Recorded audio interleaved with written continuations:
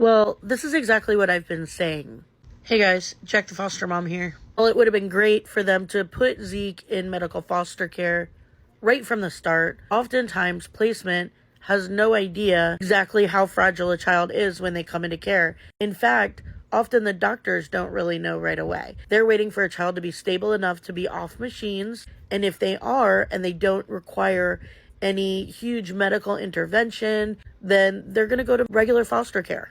It's my understanding that Zeke was medically fragile from the start, but when he came into foster care, he didn't have a feeding tube or anything like that. Maybe he was failure to thrive, is what I'm hearing. Pretty much every kid who comes out of the hospital into foster care from like NICU is like failure to thrive, has like a million different things. And you don't know at that point some of the bigger things that might be needed by that child that might come out medically. As a foster parent, it's our job to kind of gauge how they're doing. If medical intervention bigger than where your medical knowledge ends, it's our responsibility to alert placement or your licensing staff and let them know that the child requires medical foster care. My last newborn, I absolutely had that. We were basically in a position where they were making decisions about whether he needed a feeding tube,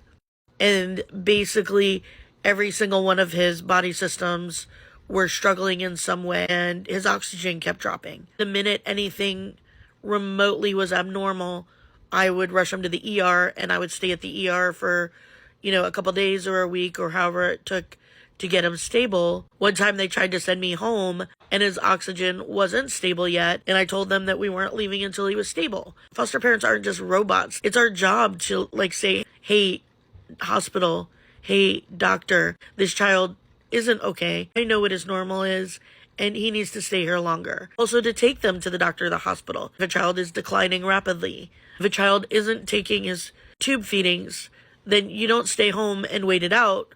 And again, I'm not saying that's what they did. I'm just saying that's what is being implied that they did. That's medical neglect. You can't ignore a child's medical situation and blame DHS for that. It's also our responsibility to let DHS know when it's too much for us. They keep saying DHS wasn't enough support. Well, if this child was so medically fragile that you needed that much support, you should have asked them to move him to medical. I'm trying to think of all the potential things that they could have done that we just don't know about. Maybe they asked them to move him to medical and they weren't doing that. But if that was continuing and this child was dying in front of your eyes, you should walk him to the office with his belongings and say, this child needs to go to medical, place him there today. I understand that sometimes they're not responsive, but you don't, you just keep calling and you go up the chain and you find someone who is responsive. And, you have the pathway of case management and you have the pathway of licensing.